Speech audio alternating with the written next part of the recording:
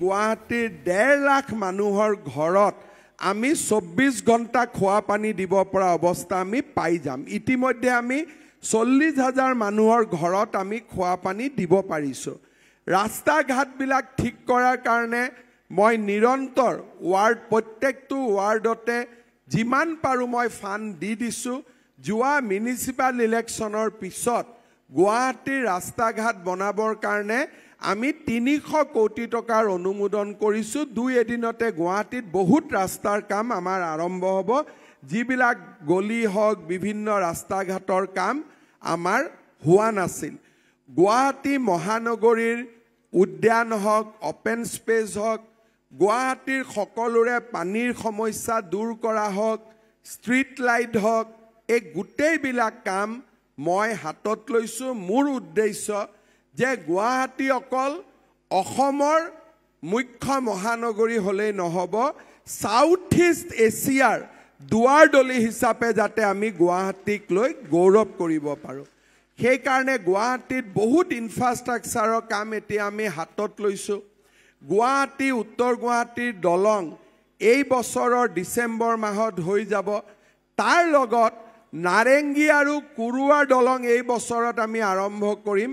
Highway দি কুৰুৱা হৈ গুৱাহাটীত সোমাবৰ কাৰণে গোটেই গুৱাহাটীৰ বাহিৰত এটা আমি ডাঙৰ ৰিং ৰোড বনাব খুজিছোঁ 3,000 কোটি টকা খৰচ কৰি। অৰ্থাৎ গুৱাহাটীখন একদম যাতে এটা চাৰ্কুলেশ্যনত আহিব পাৰে।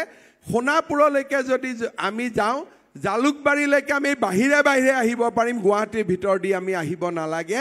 এই ধৰণৰ আমি আজি গুৱাহাটীক এটা চিটিৰ যিটো growth centre of Assam economy হিচাপে আমি তাক ডেভেলপ কৰিছোঁ। গুৱাহাটীত এখন মেডিকেল কলেজ আছিল, এতিয়া গুৱাহাটীত 2nd মেডিকেল কলেজ এই বছৰৰ ডিচেম্বৰ মাহত আমি পাই যাম। অৰ্থাৎ আৰ্য বিদ্যাপীঠ কলেজৰ লগত গুৱাহাটীৰ মই 2nd মেডিকেল কলেজ বনাই আছোঁ।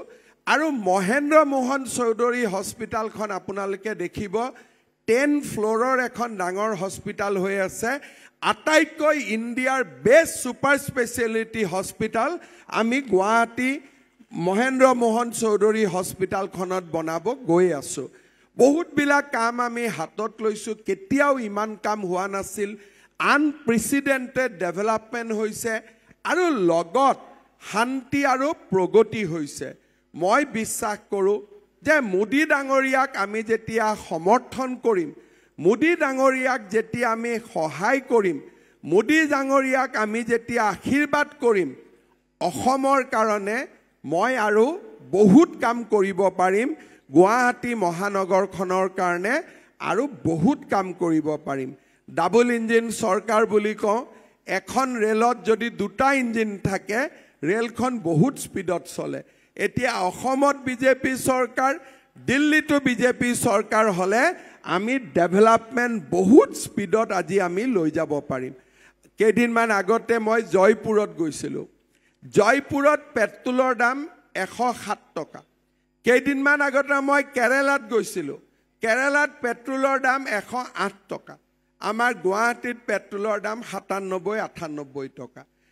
আমাৰ চৰকাৰী কৰ্মচাৰীয়ে কেৰেলাত, মই ৰাহুল গান্ধীৰ সমষ্টিত গৈছিলোঁ নিৰ্বাচনী প্ৰচাৰৰ কাৰণে।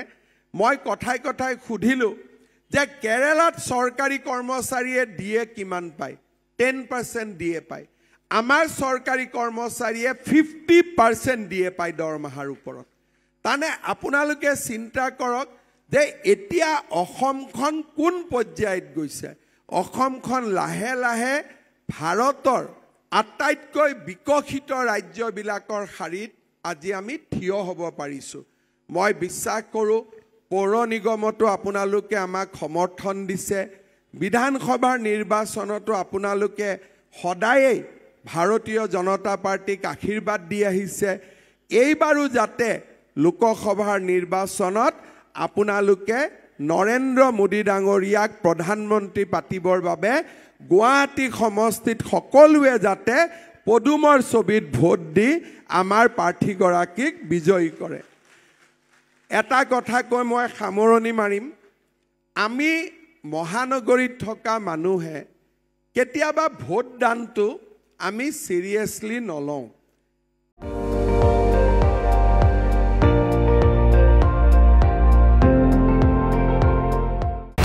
আপুনি চাই আছে ND24 সৰ্বশ্ৰেষ্ঠ নহয় সৰ্বোত্তমৰ দৌৰ